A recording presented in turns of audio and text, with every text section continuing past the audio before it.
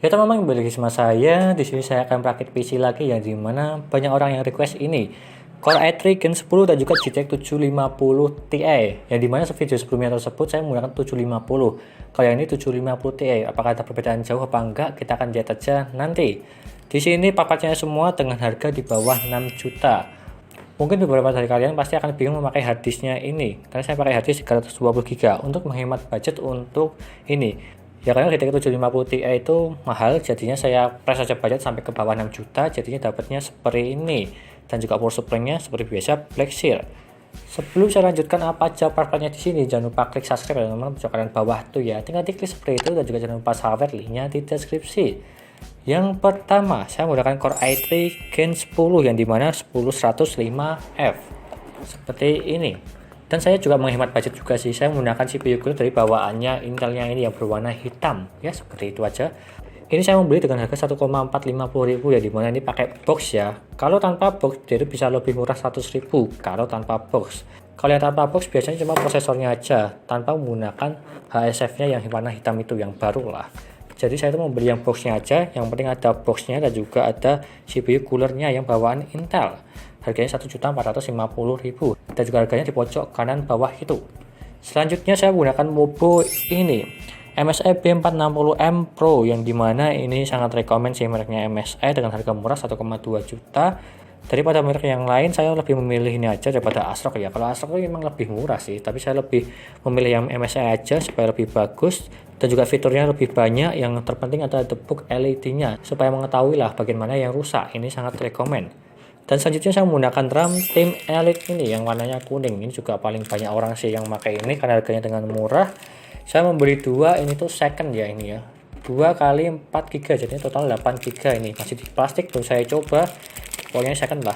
Harganya 650.000 kalau RAM. Ya, second kebanyakan seperti itu harganya. Bisa di bawah, bisa di atasnya sedikit. Kalau yang RGB mahal banget sih, 800 ribuan meskipun second. Selanjutnya saya menggunakan SSD Maxell nih.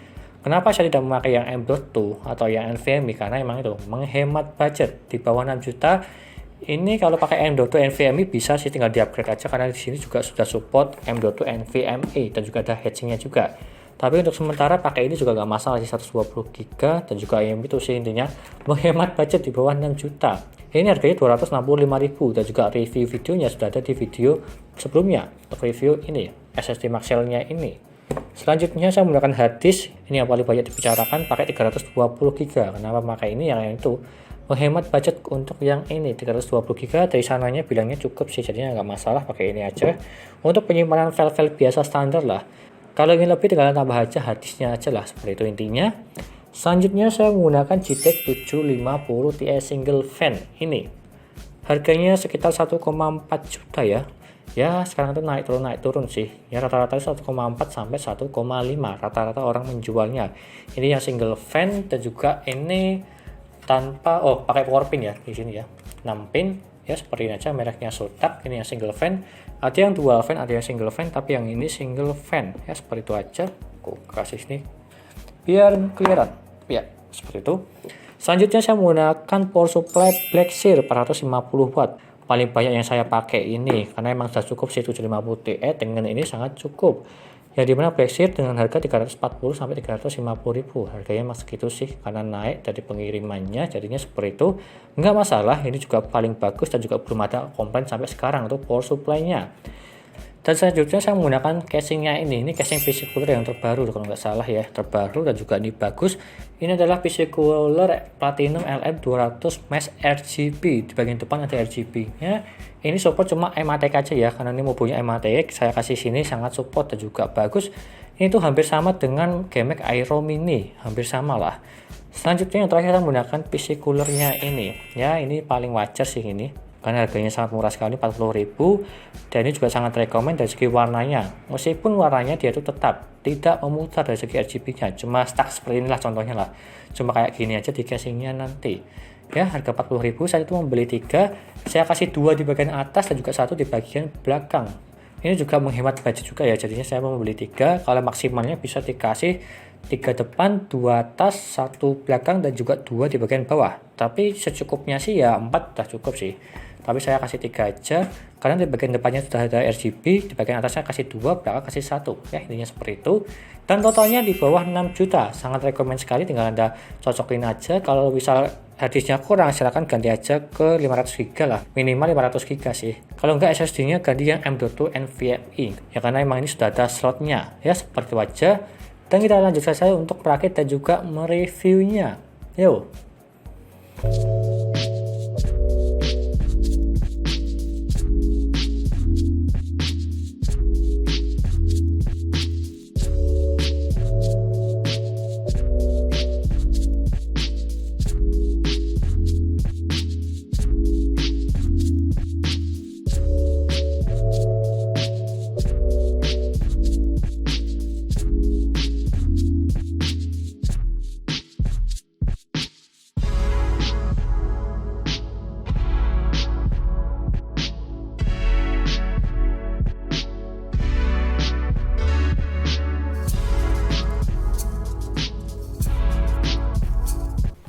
Dan lalu yang pertama untuk pengujian booting Windows yang dimana menggunakan SSD Maxell, dan kita tunggu aja seberapa cepatkah dia.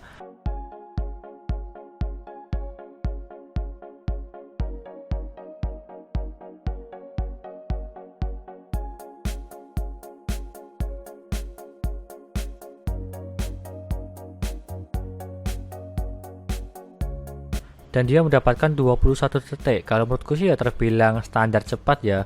Kebanyakan SSD SATA 3 itu di bawah 25 detik sih kalau yang dibilang cepat ya, ya standarnya cepat lah. Ini masih 20-an, masih terbilang cepat. Selanjutnya ke HD Sentinel, kita tes untuk kesehatan SSD juga harddisknya. Yang pertama SSD-nya dia itu 100% semua dari segi performa dan juga kesehatannya, dan juga dari segi suhunya dia itu 33 derajat. Terbilang dingin kalau yang ini, di bawah 35 derajat, dingin lah. Selanjutnya untuk harddisknya dia itu 100% semua, tapi dari segi suhunya 49 derajat. Ini biasanya itu tanda kalau mau rusak ya, kalau yang 49 derajat ini, karena terbilang panas sih, hampir menyentuh merah kalau di 50 derajat. Ya maklum sih karena ini harddisk second ya, jadinya seperti itu. Dan kita lanjutkan saja ke Crystal Disk Mark, yang dimana saya menggunakan SSD Maxell. Kita tes kecepatannya. Untuk membacanya mendapatkan 547 dan juga menulis yang 471. Jika kita bandingkan dari segi yang tertulis di website maupun dari segi boxnya, dia tuh 500/400 up-to-nya. Dan jika kita bandingkan, dia itu melebihi yang terlihat di dalam boxnya tersebut. Jadinya ya lebih bagus lah. Dan untuk review lebih lengkapnya silahkan cari di video sebelumnya untuk yang ini. Selanjutnya untuk HP monitor yang dimana saya menggunakan stok cooler Intel. Untuk minimalnya mendapatkan 35 derajat dan juga maksimal yang mendapatkan 86 derajat. 35 derajat terbilang dingin nih, kalau yang ini masih aman. Akan tetapi dari segi suhu maksimalnya 86 derajat hampir menyentuh 90 derajat. Jadinya ini agak was-was ya. Yang dimana ini suhunya saya tes di CPU di Cinebench N15 5 kali berturut-turut sehingga tahu panasnya seberapa lah. Lebih baik gunakan CPU cooler tambahan untuk yang ini supaya lebih aman lah, tidak overheat lah, intinya seperti itu. Selanjutnya di Cinebench N15 untuk OpenGL-nya mendapatkan 106 fps yang dimana saya menggunakan GTX 750 Ti dan juga CPU-nya mendapatkan 884 GB. Dan selanjutnya untuk gamingnya yang dimana GTA 5 1080p dan juga normal, FPS-nya mendapatkan 60 fps. Jika lo ingin di atas 60 fps, silahkan ganti aja RAM kalian ke 16 GB. Nanti akan mendapatkan 100-an lebih lah untuk FPS-nya.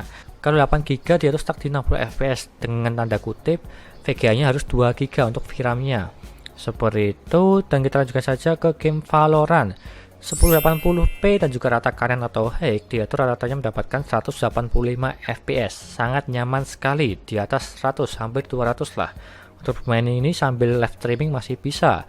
Selanjutnya di Dota 2 1080p high plus ultra, FPS rata-ratanya mendapatkan 75 fps. Masih sangat nyaman sekali di atas 60 fps untuk rata kanan di game Dotanya ini. Dan selanjutnya yang terakhir Resident Evil 6 1080p dan juga medium, ini saya tes di benchmark, jadi rata-ratanya mendapatkan 60 fps. Ya terbilang masih cukup lah untuk bermain game ini. Dan pengujian yang terakhir yaitu dari segi wattnya atau dayanya lah. Minimalnya mendapatkan 30 watt. Saya tidak ngapa-ngapain di desktop, diam aja 30 watt terbilang sangat irit kalau menurutku. Dan juga selanjutnya untuk maksimalnya mendapatkan 163 watt. Ini saya tes di gaming Valorant. Saya dengan 1080p dan juga high, dia mendapatkan maksimalnya 163 watt. Terbilang agak banyak sih, tapi ya nggak masalah lah untuk bermain game 163 watt. Terbilang irit atau tidak tergantung resepsi kalian lah. Kalau menurutmu 163 watt atau di atas 150 irit atau tidak? Dan itu semua tes-tes dari saya, dan juga kesimpulannya ini sangat rekomend sekali untuk bermain game-game di atas jika lo harganya masih sama ya. Ya karena VGA GTX 750 Ti sekarang itu harganya naik ke 1,5 1,6. Kalau yang ini kan agak dulu 1,4 ya. Jadinya sekarang naik dengan harga 6 juta di bawah sedikit, ini sangat rekomend sekali sih. Kalau sekarang mungkin dia 6 juta naik sedikit lah, bisa dibilang seperti itu, karena emang harga VGA-nya pada naik.